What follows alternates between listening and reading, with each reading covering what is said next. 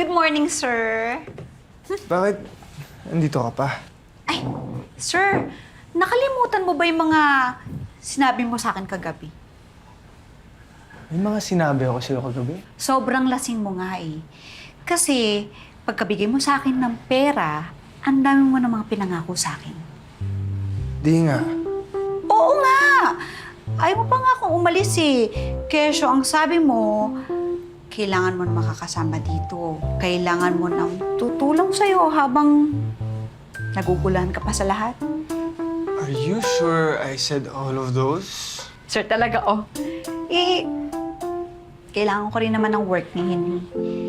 Kaya, sana, sir, wala nang bawian. I'm a man of my word. So, kung sinabi ko man yun, mas kilasing ako, I'm pretty sure dahil mukhang mapagkakatiwalaan ka naman. Oo naman. Plus, kung wala kang sasama sa akin dito, baka kung ano nagawin ko sa sarili ko. So, thank you. Welcome po, sir.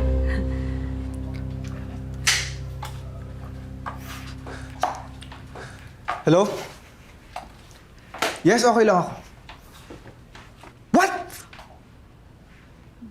Nawala lang ako saglit? Hindi nyo na alam anong gagawin nyo para ma-secure yung account na yan?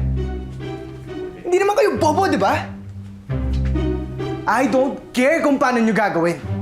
Basta kumbinsihin nyo yung client. Buisit. Taray naman. Oy! Ha? Ano ba?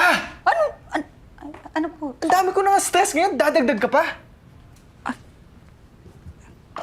Parang...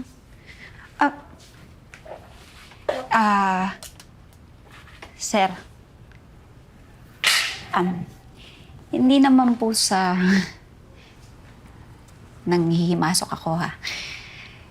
Pero, kung sino man po yung nananakit sa inyo, sana hindi siya yung maging dahilan para sirain mo yung buhay mo. Tingnan niyo nga, oh. Mukhang ang bright ng future niyo. What bright future are you talking about? When the most promising day of my life was ruined by my own bride who didn't show up ng ganun-ganun na lang. I spent so much on our wedding. Engagement ring pangalang namin, ang laki na ng kinain sa life savings ko. Life savings? Life savings talaga? 1.2 million. Bakit naman sobrang mahal? Mahal ko eh. Sorry. Sorry din. Okay lang yun.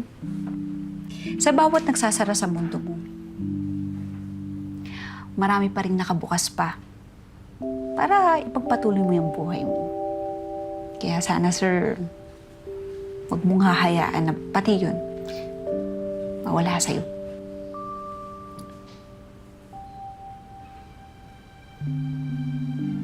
Ang ganda. Tama ka. Silipin ko sila sandali sa office, ha? Okay ka lang ba dito?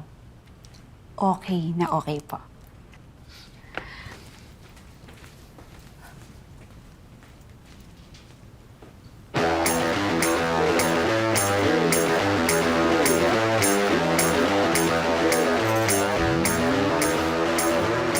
Hello? Kakay. Pumunta ka dito, dali. May hahanapin tayo.